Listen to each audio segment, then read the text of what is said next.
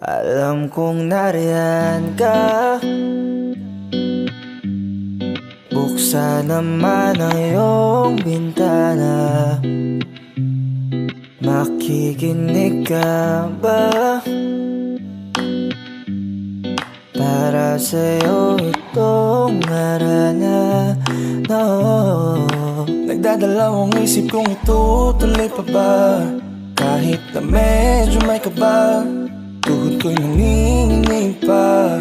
Paano kung wag na lang kaya? Kanina pa ako dito sa tapat ng bahay nyo, nagbabaka sakali na ito'y kayanin ko. Meron kasi ako nasulat na para sa'yo. Pwede bang pakinggan mo at sana maibigan mo yung awit ko pati ako.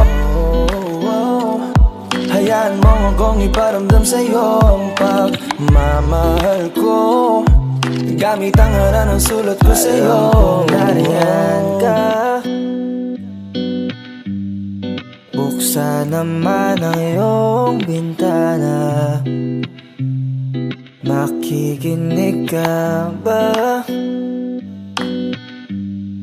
Para sa'yo itong arana. No.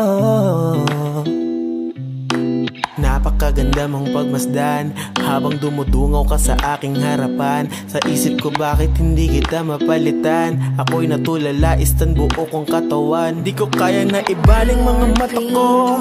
Ako ay nahumaling na agad sa'yo.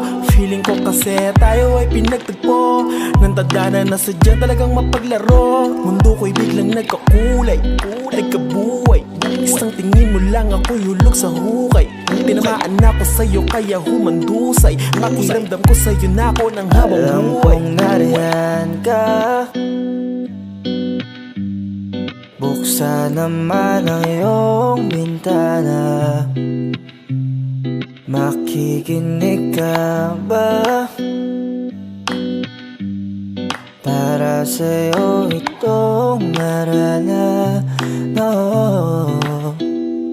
Paano ko ba to sisimulan? Kasi mukhang kapag kinantahan kita, pagtawanan mo lang. Baka hindi mo ako pansinin o pagbuksan. At tatakot lang naman ako na magbukang timang. Kasi sa panahon ngayon ay bibihira nang makita yung naharanahin sa tapat ng bahay aawitan.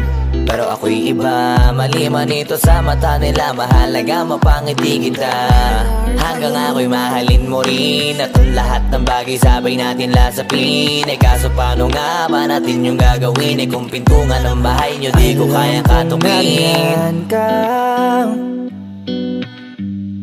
Buksan naman ang iyong bintana. Makikinig ka ba? Para sa'yo itong aranang. Yeah, yeah. Na na na na. Param pam.